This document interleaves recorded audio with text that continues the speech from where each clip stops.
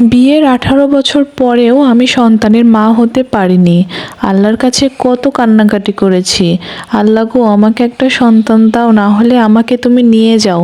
আমার যে এত অপমান খোটা আর সইতে ভালো লাগে না। আল্লাহ যে আমার কথা এত তাড়াতাড়ি শুনবে আমি ভাবতেও পারিনি। আমার স্বামীর কাপড়ের ব্যবসা।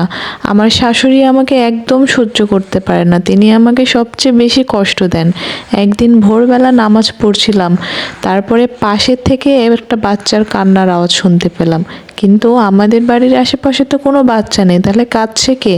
আমি তাড়াতাড়ি বাইরে গিয়ে দেখলাম কুয়োর মধ্যে থেকে বাচ্চার কান্না আসছে। আমি কুয়োর দিকে তাকিয়ে দেখলাম কুয়োতে পানি নেই, একটা কালো বস্তাতে ভরে বাচ্চাটাকে কেউ ফেলে রেখে গেছে। আল্লাহ গো বলে একটা চিৎকার দিলাম। আমার চিৎকার শুনে পাড়া প্রতিবেশীরা সব দৌড়ে আসলো। এক প্রতিবেশী পুলিশকে ফোন দিল, সেখানে পুলিশ আসলো। পুলিশ আসার পরে বাচ্চাটিকে তোলা হলো। কি যে ফুটফুটে একটা বাচ্চা, না দেখলে কেউ বুঝতে পারবে না। পুলিশ বাচ্চাটিকে নিয়ে যেতে লাগলো। আমি পুলিশের 2 পা জড়িয়ে ধরে বললাম, বাচ্চাটিকে আমাকে দিয়ে যান, আমার বাচ্চা নাই, আমি বাচ্চাটিকে খুব আদর যত্ন করে রাখবো। আমার শাশুড়ি কোনোভাবেই বাচ্চাটিকে মেনে নেবে না, তিনি পুলিশকে বললেন, আপনারা বাচ্চাটিকে নিয়ে যান, আমার বৌমার মাথা খারাপ হয়ে গেছে। পুলিশ আমার কান্নাকাটি দেখে এবং পাড়া প্রতিবেশীদের কথা শুনে বাচ্চাটিকে আমার কাছে দিয়ে যায়। যার বাচ্চা নেই সেই বোঝে একটা সন্তানের জন্য কতটা হাহাকার। পুলিশ আমার কোলে বাচ্চাটিকে তুলে দিল। আমি বললাম, আপনারা বাচ্চাটিকে মাঝে মাঝে দেখে যাবেন। কতটা যে শান্তি লাগলো বাচ্চাটিকে কোলে নিয়ে। অবশেষে আমিও মা হলাম, কিন্তু বাচ্চাটি এতটাই দুর্বল ছিল যে সে কান্না করার মতো শক্তিও পাচ্ছিল না। আমরা হাসপাতালে নিয়ে গেলাম বাচ্চাটিকে। ডাক্তার চেক আপ করে বাচ্চাটিকে অক্সিজেন দিলেন। ডাক্তার বললেন বাচ্চাটি ভূমিষ্ঠ হয়েছে 3-4 দিন আগে, কিন্তু আশ্চর্যের বিষয় হলো এত উঁচু থেকে পড়েও বাচ্চাটির কোনো রকম কোনো ক্ষয়ক্ষতি হয়নি। 4 দিন পর মেয়েটি সুস্থ হলে তাকে নিয়ে বাসায় আসি। আমার স্বামী প্রথমে মানতে না চাইলেও আমার কান্নাকাটি দেখে পরে মেনে নিল। আমি বাচ্চাটিকে খুব আদর যত্নে লালন পালন করতে লাগলাম।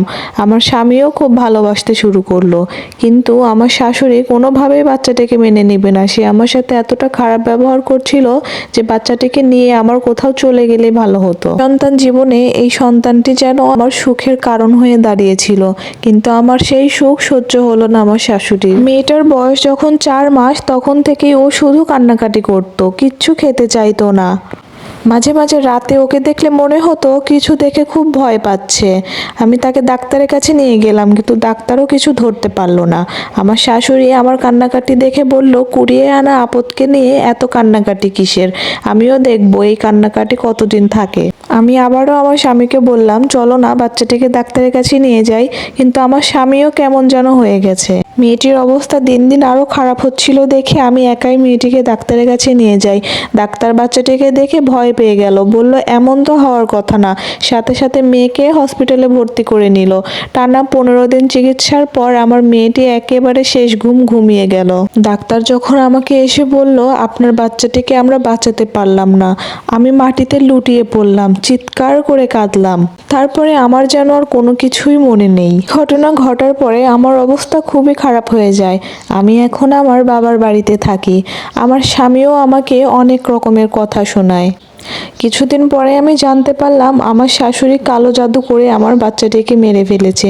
মানুষ কতটা খারাপ হলে এমন কাজ করতে পারে?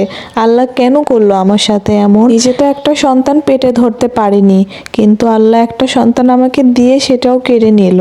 শাশুড়িকে যখন আমি জিজ্ঞাসা করলাম, আপনি কেন এমন কাজটা করলেন, তিনি তো ভীত হয়ে গেলেন এবং তিনি স্বীকার করতে চাইলেন না যে তিনি এমনটা করেছেন। তারপর থেকে আমি তাদের সাথে সমস্ত রকমের যোগাযোগ বন্ধ করে দিই। এই স্টোরিটা আমাকে যে আপু লিখে পাঠিয়েছেন তিনি তার নাম গোপন রাখতে বলেছেন। আমি আপুকে শুধু একটি কথাই বলবো, আপু ধৈর্য ধরুন, কষ্টের ফল একদিন আপনি নিশ্চয়ই পাবেন।